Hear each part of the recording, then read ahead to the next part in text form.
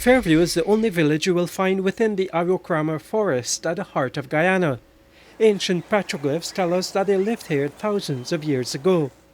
It's situated near the Guyana International Center, where the focus is on demonstrating sustainable use of the rainforest.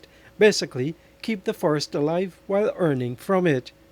Fairview is committed to that principle, and revenue Guyana is earning because it has kept most of its forest intact is helping it stay true to that mission. The natural resources that we have and how unique this thing is for us.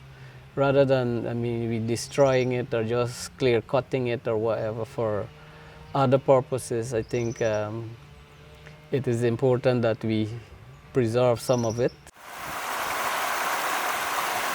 It was at Fairview that Guyana and Norway signed a forest-saving deal that was a highlight of the historic first phase of the low-carbon development strategy, Guyana's plan to save the rainforest and pursue development that would avoid deforestation. Guyana has avoided cutting down trees to clear land for big agriculture and mining projects like other countries have done to earn money for national development projects. Over recent decades, there have been global efforts to protect the rainforest and to provide money to countries which have been doing so.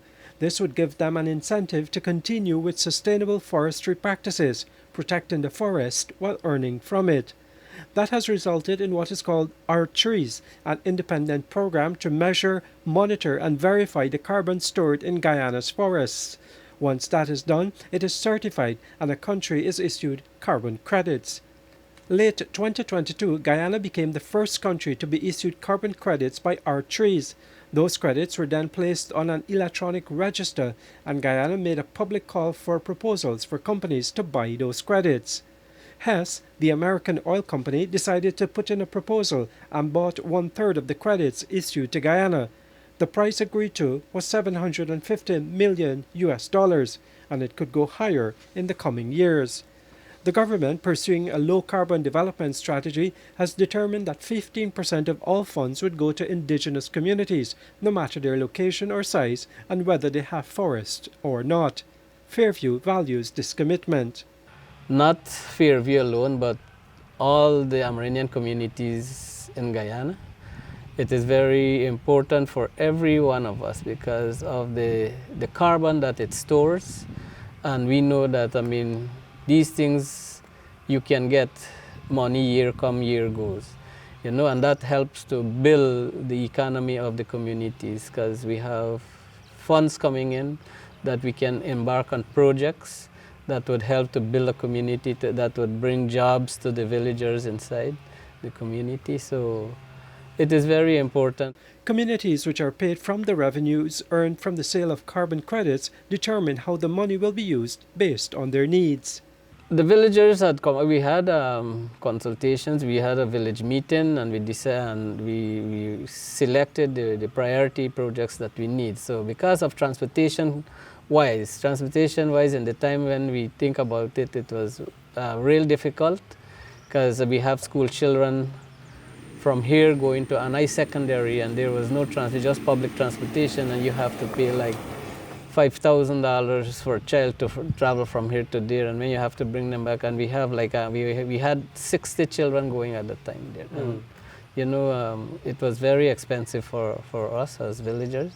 So we decided, the villagers decided that we ask or put forward this proposal and to get a bus for transporting children from and to.